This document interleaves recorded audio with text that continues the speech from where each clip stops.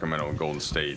Where did you guys find that collective energy coming out in this one? Not being deflated, kind of playing as a team, all the assists, and where did that come together tonight in this one? And how do you think you could use that moving forward?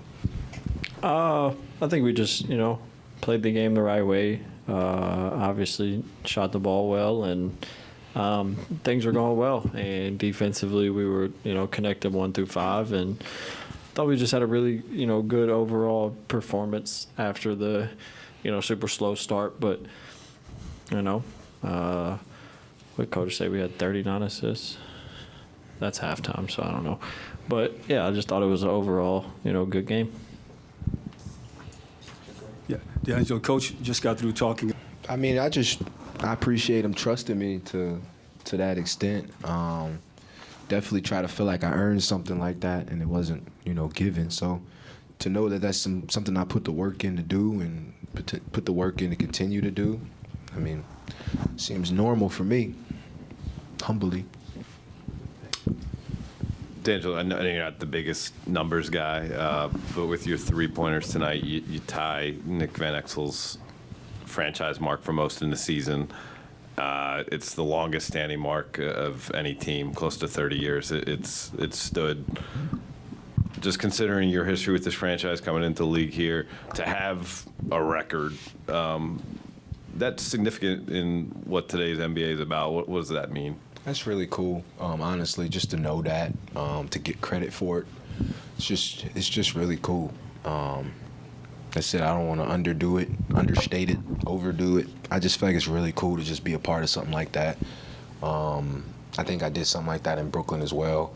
To just to get credit for your game and what you work through and showcase it every night. And just A round of golf.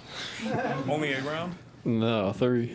Nah. Obviously, I think tomorrow's off, and after that we'll get together and whatever it is, if it's get what you need, treatment, shots, whatever it is, I'm sure we'll get together and continue to try to get better.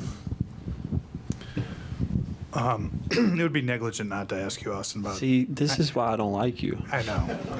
I'm a good reporter. What happened on that first play? Everybody's seen what happened. Nobody had your view.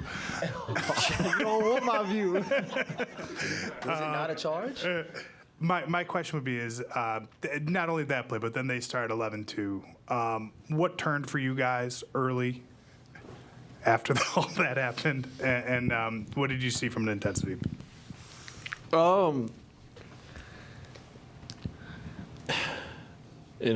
I think that might be the first time I've ever been really dunked on.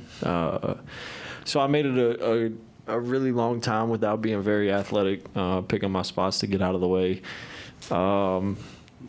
Tried to take a charge. I don't know, super athletic kid, and he got one. The longer I play the game, I'm sure it's gonna happen again. So I ain't too worried about it. It was just kind of the whole sequence of that being the start, and then them kind of having that run, and I'm sitting there like, shit, that's what started it all. But we responded really well, and that just gives us, the knowing if a team comes out like that, then we can, turn it around pretty quick. But, of course, you would be the one to ask that question.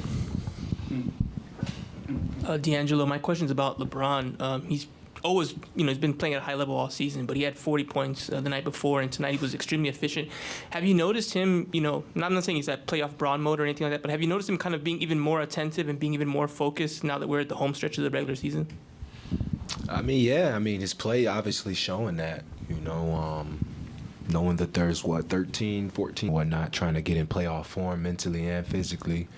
But physically, he's always there. Mentally, I feel like he's always there as well.